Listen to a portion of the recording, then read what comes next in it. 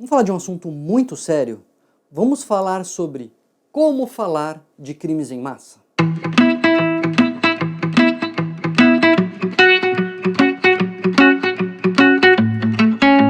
Uma das coisas mais difíceis é a gente encontrar o tom para falar dos crimes em massa.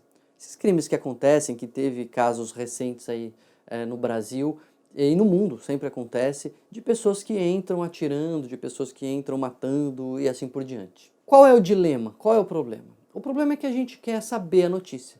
A gente quer entender o que aconteceu, a gente quer saber quem são essas pessoas, por que elas fizeram isso, qual é a motivação, até para entender e tentar evitar, tentar prevenir novos casos. Por outro lado, esse tipo de crime, ele se alimenta da própria publicidade. É parecido com o terrorismo. Quanto mais a gente fala de terrorismo, mais ele é eficaz, porque a ideia do terrorismo é produzir o terror. Quanto mais a gente se amedronta, quanto mais a gente fala que isso é um perigo, que isso está às nossas portas, que a gente não pode fazer isso, fazer aquilo, etc., mais o terrorismo está ganhando a guerra, mais ele está sendo eficaz.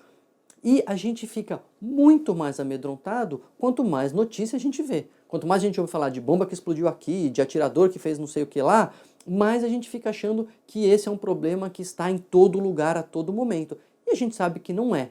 Estatisticamente, tem muito mais chance de morrer de infarto ou de morrer de acidente de carro do que morrer de terrorismo. E a gente continua sedentário e continua mexendo no celular no trânsito, né? Então, a gente tem uma noção errada do que realmente é um risco, muito por causa das notícias, muito por causa da forma como a gente consome e produz as notícias que nos cercam. Nesses crimes cometidos por jovens, às vezes em escola ou ex-funcionários, etc., existe também um grande componente midiático.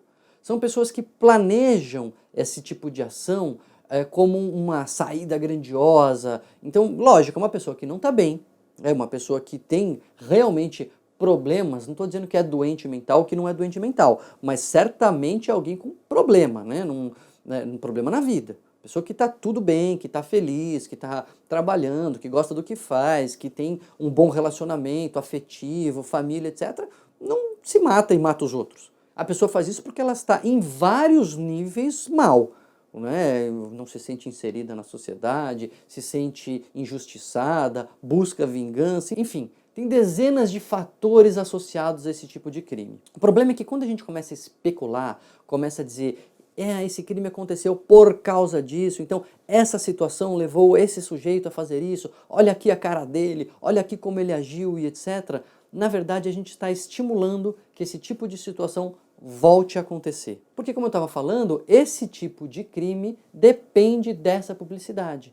É a pessoa que está em sofrimento, é a pessoa que não está bem, que se sente injustiçada, mas quer mostrar para o mundo como ela sofreu, como ela foi injustiçada, ou como que ela conseguiu dar a volta por cima e se vingar, mesmo que às custas da própria vida, e esse tipo de coisa. É importante a gente dizer que esse tipo de crime, esse tipo de tragédia, de situação, não tem uma causa conhecida. Não dá para dizer, foi o bullying que causou.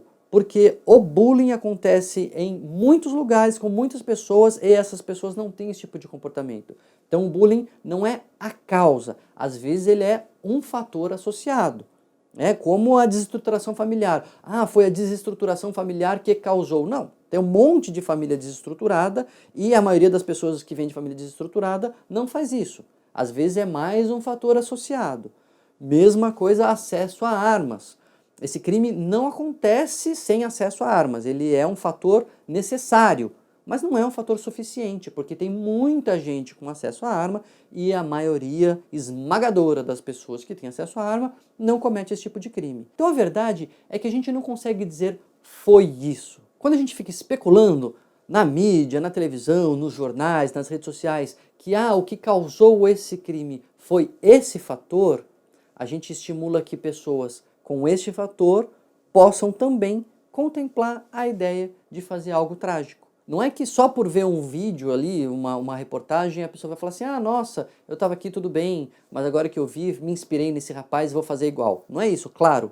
Mas pessoas que estão em crise, pessoas que estão na iminência de fazer alguma coisa, pessoas que têm essa fantasia e etc., podem ser influenciadas se ficam muito expostas a esse tipo de imagem. É como o caso do suicídio. Aliás, esse crime ele é uma modalidade de suicídio, porque quase sempre a pessoa se mata no final ou se coloca ali numa situação que ela sabe que ela vai ser morta pela polícia. Então, muitas vezes esses crimes são considerados uma forma de suicídio. E como que a gente dá notícia de suicídio? Com muita cautela, a gente não fica falando se matou por causa disso, a gente não fica falando como se matou, não dá detalhe, não explica método e assim por diante. Por quê? Para não contaminar outras pessoas que estejam ali em crise, na iminência de cometer algum ato contra si mesmas, para que elas não sejam aí estimuladas pela exposição maciça a esses detalhes sensacionalistas. Então a gente deveria fazer exatamente a mesma coisa na cobertura desses crimes que são uma modalidade de suicídio. A gente não tem que ficar falando, esse sujeito, ele fez assim, foi por causa daquilo, olha só o método que ele usou, olha como que ele fez, veja aqui os detalhes. Isso tudo pode só jogar mais gasolina na fogueira de alguém que está na iminência de uma crise. Mas isso pode contagiar pessoas que contemplem essa ideia, e isso pode sim favorecer esse tipo de crime. A gente tem que se inspirar, sabe em quem? Na primeira-ministra da Nova Zelândia.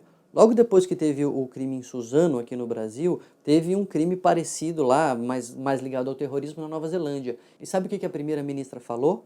Ela disse o seguinte: eu nunca vou pronunciar o nome dessas pessoas. Elas não vão ganhar de mim a publicidade que elas estavam querendo quando cometeram esse ato. Então fica aqui um apelo para os veículos de mídia, para os jornais, para a televisão, para a rádio, para influencers, para o YouTube. Vamos diminuir a intensidade de cobertura quando acontecer um caso assim.